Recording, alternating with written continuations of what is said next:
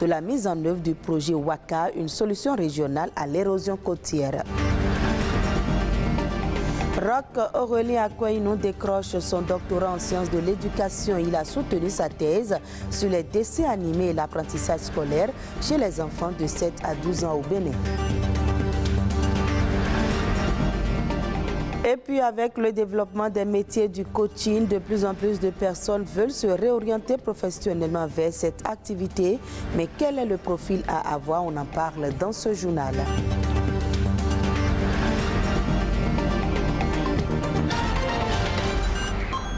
Merci de votre fidélité. Nous démarrons ce journal par l'actualité de la COP 27, la 27e conférence des Nations Unies sur le climat. COP 27 a démarré ce dimanche à Sharm el-Sheikh en Égypte.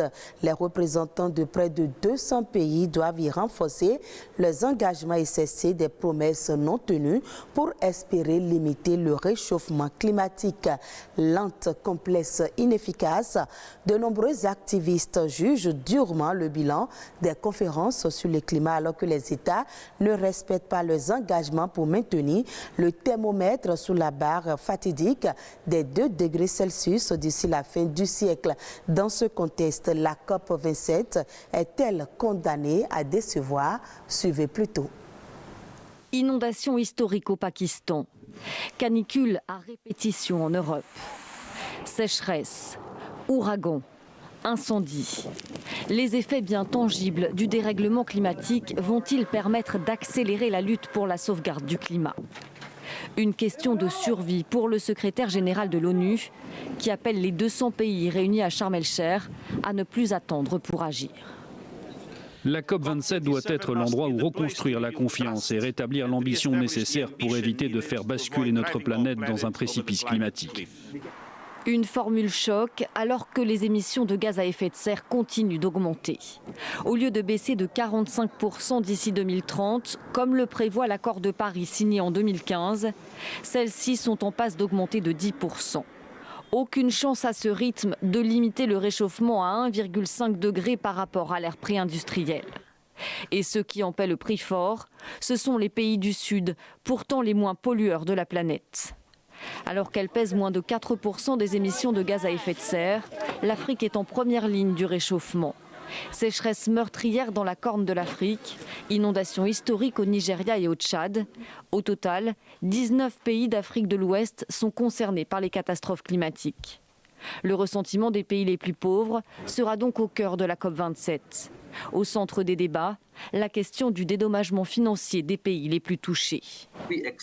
Ce que nous attendons de la conférence de Sharm el-Sheikh, c'est de convenir d'un nouveau mécanisme de financement pour faire face aux pertes et aux dommages. Cela signifie que les personnes qui font face aux impacts du changement climatique doivent obtenir le soutien des autres pays, parce que l'aide apportée n'est pas suffisante.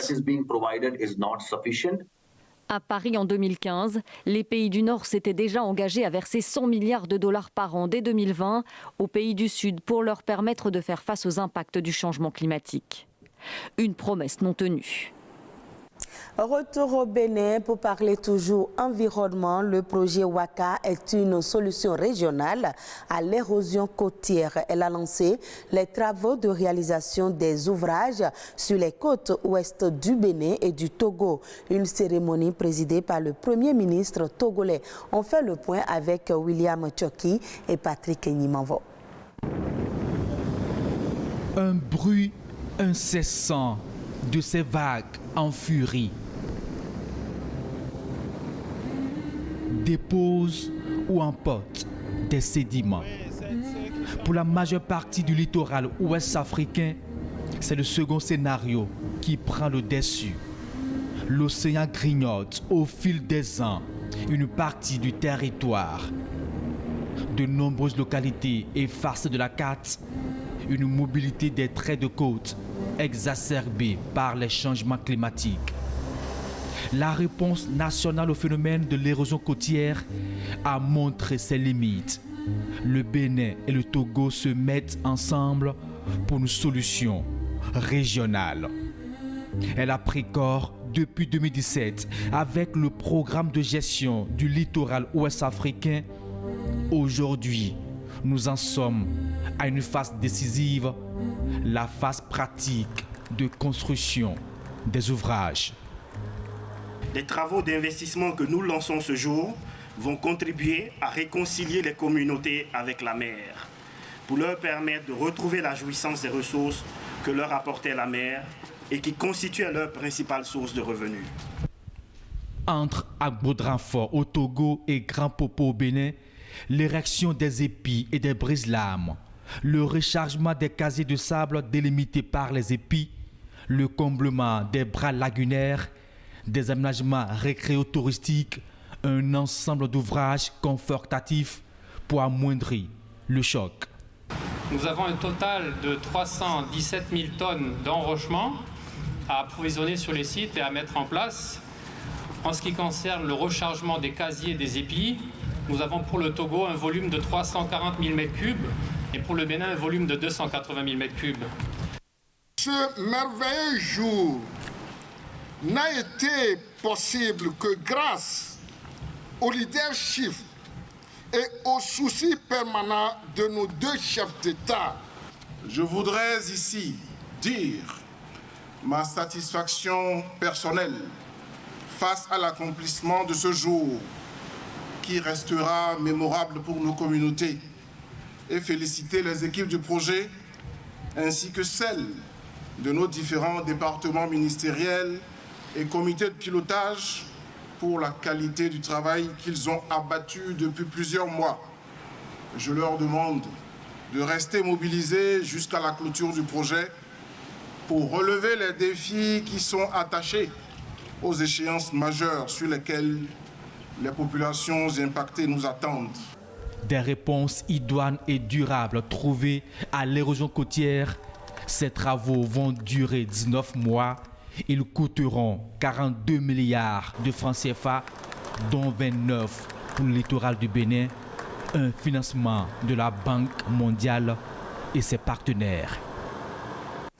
Ce 7 novembre, c'est la journée internationale de l'écrivain africain. Cet événement permet aux écrivains de se réunir pour discuter des problèmes auxquels ils sont confrontés en vue de définir des démarches pouvant redresser la pente.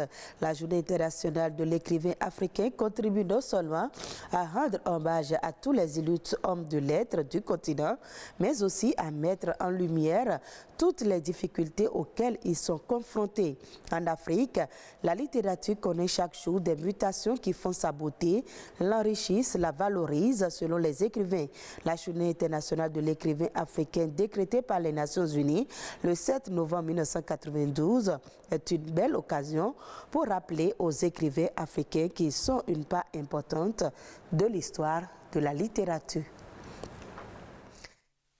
Animé et apprentissage scolaire chez les enfants de 7 à 12 ans au Bénin, approche psychopédagogique de la formation de la personnalité infantile. C'est de façon exacte le sujet traité par le journaliste Roch Aurélien Akouainou pour décrocher son grade de docteur de l'université d'Abomey-Calavi.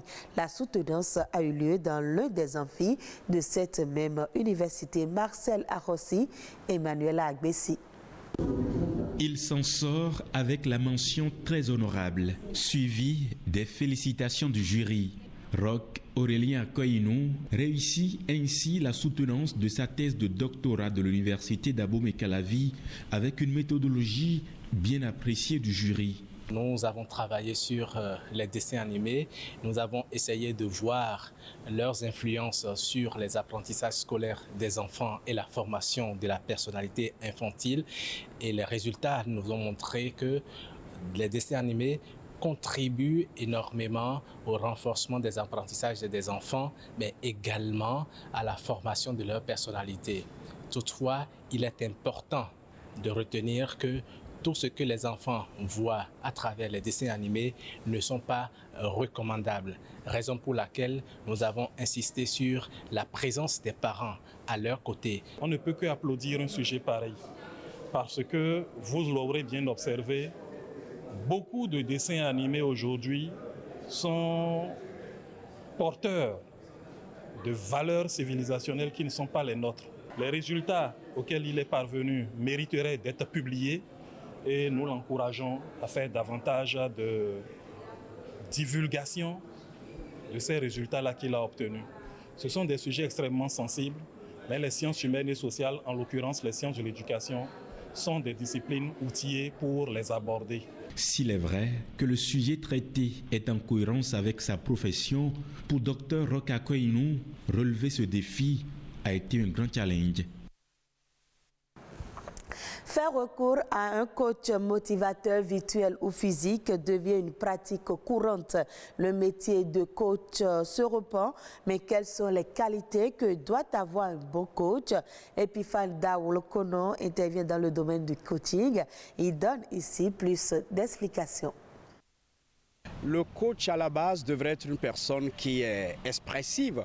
Vous ne pouvez pas intervenir sur un individu, vous ne pouvez pas parler, convaincre, persuader et montrer à votre client entre griffes qui est en face de vous que vous croyez en son potentiel, qu'il a la capacité de sortir de la situation dans laquelle elle est, de l'entreprise de sortir de la situation dans laquelle elle est, si vous n'êtes pas capable de communiquer bien sûr ce que vous pensez. Et donc le coach a besoin à la base d'être une personne qui a la capacité, l'art de s'exprimer et bien. La deuxième chose que je pense qui est importante, ce devrait être une personne qui a une certaine personnalité. Un coach travaille sur une norme et sur des entreprises, des organisations. Et donc les gens viennent vers vous parce qu'elles sont en situation et ces personnes vous posent des préoccupations, mais déjà le lendemain, c'est sur les réseaux sociaux, c'est déjà dans les oreilles d'autres personnes, donc doit avoir une personnalité d'intégrité. Le coach peut être un coach de famille, un coach familier. Le coach peut être aussi un coach qui travaille sur ce qui est la carrière, l'orientation, le développement, la gouvernance d'une entreprise. On l'appelle un coach professionnel.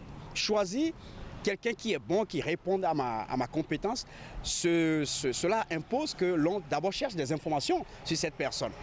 Est-ce qu'elle a vraiment grandi dans sa vie? Est-ce que c'est quelqu'un qui a un parcours? Quelle est son histoire? L'on veut savoir dans quoi il a réussi. C'est quoi les expériences qu'il a capitalisées? Troisième chose, il faut qu'il y ait un code de déontologie que la personne suive. Il faut qu'il y ait une méthodologie que la personne suive. Il faut que la personne ait des outils, plusieurs d'ailleurs, parce qu'en face de lui seront plusieurs types de personnes, plusieurs types d'organisations, avec plusieurs types de difficultés, de défis à relever. Retrouvez ce journal sur le site de l'ORTB, www.ortb.bj. Merci à vous de l'avoir suivi.